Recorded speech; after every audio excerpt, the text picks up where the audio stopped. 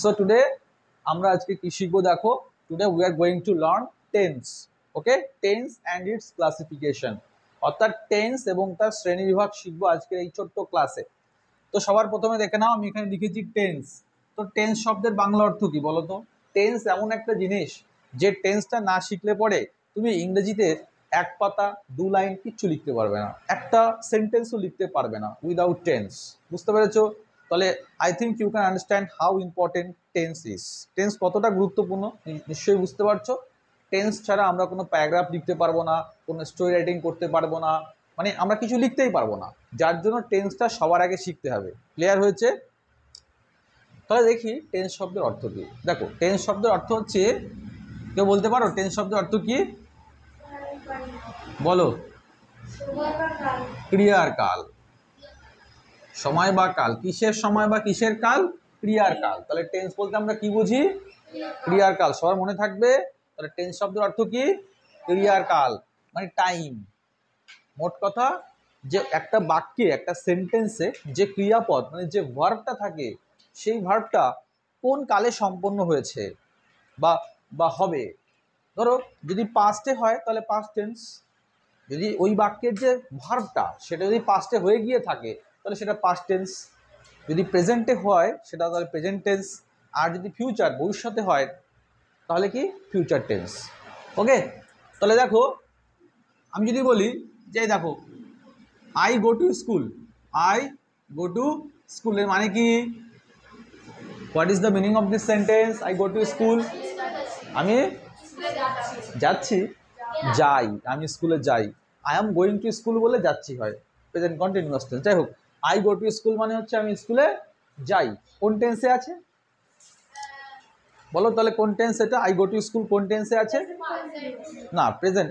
এখন শুধু শেখো, এটা প্রেজেন্ট টেন্সে আছে, এটা প্রেজেন্ট কন্টিনিউয়াসে নেই, এটা সিম্পল প্রেজেন্টে আছে, সেটা পরে শিখছি। এখন শুধু এটুকু বোঝো, এটা প্রেজেন্টে আছে, তো বর্তমানে হচ্ছে বা বর্তমানে হয় আই গো টু স্কুল, আমি স্কুলে যাই। আচ্ছা, আবার যদি বলি যে I went to school, went মানে কি? ওয়েন্ট মানে কি কে বলতে পারবে? ওয়েন্ট মানে কি? গিয়েছিলাম। তার মানে গোয়ের পাস্ট ফর্ম ওয়েন্ট। আমরা শিখেছিলাম না ভার্বের তিনটে form, present form, past form এবং পাস্ট পার্টিসিপল ফর্ম শিখেছি, যেগুলো টেন্স শিখতে গেলে অত্যন্ত গুরুত্বপূর্ণ, জানো তোমরা নিশ্চয়ই। তাহলে গোয়ের পাস্ট ফর্ম ওয়েন্ট, গো মানে যাওয়া, ওয়েন্ট মানে গিয়েছিলাম। তাহলে আই ওয়েন্ট টু স্কুল, আমি স্কুলে গিয়েছিলাম, কোন টেন্স? Past tense. আচ্ছা, আবার যদি বলি আমি স্কুলে যাব তাহলে কোন টেন্স হবে? Future tense. তাহলে সেটার ইংরেজি কি হবে? আমি স্কুলে যাব, I shall go to school, go to school. তাহলে দেখো বিষয়টা কি হলো, যে এখানে ভার্ব হচ্ছে গো, গো, এখানে হচ্ছে ওয়েন্ট, আর এখানে হচ্ছে শ্যাল গো। তো দেখো প্রত্যেকটা সেন্টেন্সে ক্রিয়ার যে কাল অর্থাৎ ভার্বের যে টাইম সেটা আলাদা আলাদা, তাই না? প্রথম সেন্টেন্সে ক্রিয়ার অর্থাৎ ভার্বের যে টাইমটা আছে, কালটা আছে, ক্রিয়ার কাল, সেটা কোন সময়টা? প্রেজেন্ট।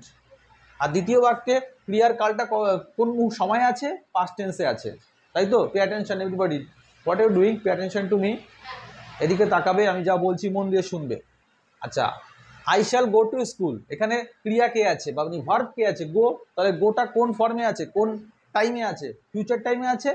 তার মানে বুঝতে পারছি যে টেন্স বলতে কি বোঝায়? টেন্স বলতে বোঝায় ক্রিয়ার কাল। ওই ক্রিয়াপদ অর্থাৎ ভার্বটা কোন কালে আছে, কোন টাইমে আছে, প্রেজেন্ট টাইমে আছে, পাস্ট টাইমে আছে, না ফিউচার টাইমে আছে, সেটাই হচ্ছে টেন্সের মাধ্যমে বোঝানো হয়। এবার দেখো এই টেন্সকে আমরা তিন ভাগে ভাগ করি। কয় ভাগে? তিন ভাগে। কি কি সেই ভাগগুলো একবার দেখে নিই। প্রেজেন্ট টেন্স, পাস্ট টেন্স আর ফিউচার টেন্স। মনে রাখবে প্রেজেন্ট টেন্স কি, পাস্ট টেন্স কি, ফিউচার টেন্স কি, এতক্ষণ তো আমরা জেনে গেছি, ক্লিয়ার হয়েছে আমাদের কাছে। এবার আমরা দেখে নেব প্রেজেন্ট টেন্সের চারটে ভাগ, পাস্ট টেন্সেরও চারটি ভাগ এবং ফিউচার টেন্সেরও চারটি ভাগ। এই ফিউচার টেন্সের কটি ভাগ? ফিউচার টেন্সের কটি ভাগ? পাস্ট টেন্সের কটি ভাগ? প্রেজেন্ট টেন্সের কটি ভাগ?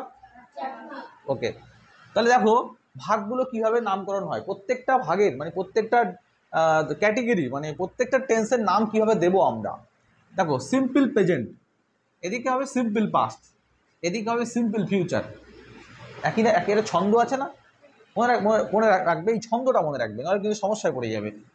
কটা দেখো প্রেজেন্ট কন্টিনিউয়াস, পাস্টে কী হবে? Past continuous. ফিউচারে কি হবে, ফিউচার কন্টিনিউয়াস। তারপর দেখো প্রেজেন্ট পারফেক্ট, তারপরে কি পাস্টে পাস্ট পারফেক্ট, তাহলে ফিউচারে ফিউচার পারফেক্ট। আচ্ছা, present perfect continuous, past perfect continuous, future perfect continuous. Clear হয়েছে? এইভাবে মনে রাখবে। তাহলে আমাকে মনে রাখতে হবে কি বলতো, এই যে এইগুলো আর কি, এই যে simple present, continuous, perfect, perfect continuous, continuous, perfect, perfect continuous. তাহলে present continuous, past continuous, future continuous. একটা হচ্ছে কন্টিনিউয়াসে, একটা পারফেক্টে, একটা পারফেক্ট কন্টিনিউয়াসে। প্রত্যেকটার আগে ওই টেন্সটা বসিয়ে দেবে, হয়ে যাবে। তাহলে আমরা টোটাল 12 রকমের টেন্স পেলাম। কত রকমের? 12। Okay, in total we have got 12 kinds of tense. Clear? এগুলো আমাদের মুখস্থ করতে হবে। মুখস্থ কীভাবে করবে? এই যে এইভাবে, সিম্পল প্রেজেন্ট, তাহলে পাস্টে কী হবে? Simple past. তাহলে ফিউচারে কী হবে? ও সিম্পল ফিউচার, এরকম। হ্যাঁ, তারপরে কী হবে? প্রেজেন্ট কন্টিনিউয়াস, তাহলে পাস্টে কী হবে? Past continuous. ফিউচারে কী হবে? Future continuous.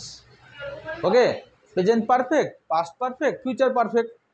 আচ্ছা, প্রেজেন্ট পারফেক্ট কন্টিনিউয়াস, তাহলে পাস্ট পারফেক্ট কন্টিনিউয়াস, তাহলে ফিউচার পারফেক্ট কন্টিনিউয়াস। এইভাবে আমরা মনে রাখবো। এটুকু ক্লিয়ার তো সবার?